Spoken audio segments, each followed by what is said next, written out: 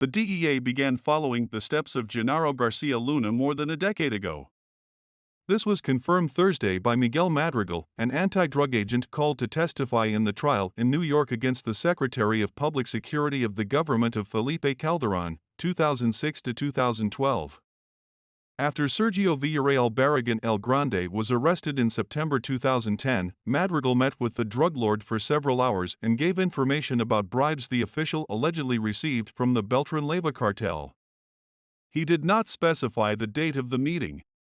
He detailed information about those deals, recounted the official, who was between 2008 and 2015 in the agency's Mexico City office. The witness also spoke of Champs-Élysées, a luxurious restaurant in the capital that was across the street from the U.S. Embassy, where the money deliveries took place, according to intelligence sources. We had information that high-ranking officials received bribes from the cartels there, he said.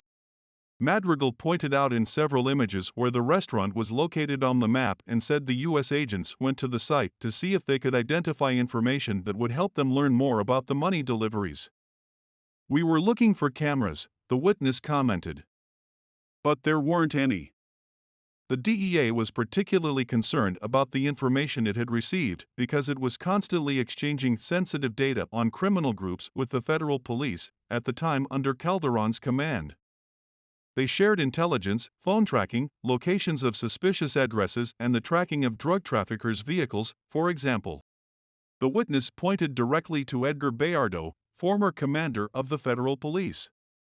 After the 2008 cartel war between Joaquin El Chapo Guzman's group and the Beltran-Leyva brothers faction, the DEA began to realize that Bayardo only shared information with them about drug lords from Arturo Beltran's group, such as Edgar Valdez Villarreal La Barbie and Harold Poveda El Conejo. Nothing about Ismael El Mayo Zambada, his brother Jesus El Rey Zambada, or other Sinaloa cartel allies. U.S. agents became suspicious. Soon after, a DEA source showed Madrigal a video showing Bayardo's car parked outside one of the homes of El Rey Zambada, the Sinaloa cartel's handler of bribes to Garcia Luna, according to testimony from cooperating witnesses who have already testified in this trial. At least that's what they believed. We informed our bosses that Bayardo was receiving bribes from Rey, the witness recounted.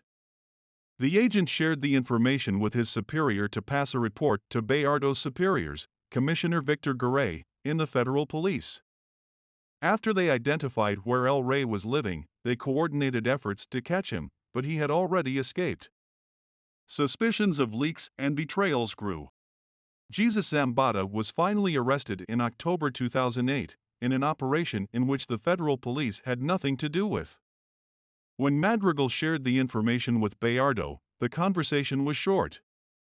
He looked worried, recalled the agent, currently stationed in Texas. It seemed strange to me.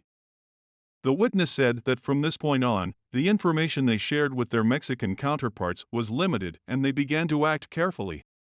With the help of the government, the cartel grew in terms of territory, in the amount of drugs we were moving and eliminated their enemies, Villarreal Barragan said in Brooklyn court on January 23. El Grande was the first witness to testify in the trial against Garcia Luna. They would usually put a suitcase on the table, open the zipper and show the contents, the capo said of the payments to the ex-secretary. He would give us information about operations and investigations against the organization and help us get rid of commanders and police chiefs in each plaza, he added.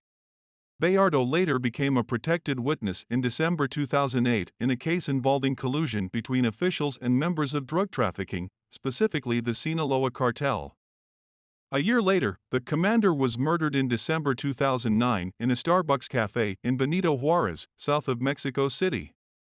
According to the chronicles of the murder, the policeman was an informant for the DEA, the federal police, and the Sinaloa cartel. He was gunned down by two hitmen who got out of a pickup truck. They killed him and left one of his bodyguards and a female diner seriously wounded. Madrigal's testimony continues this afternoon at the Brooklyn courthouse in the last hearing of the week. Garcia Luna is accused of drug trafficking, organized crime, and giving false statements. On January 22, ProPublica reported that the DEA had been investigating the former Mexican official for more than 10 years.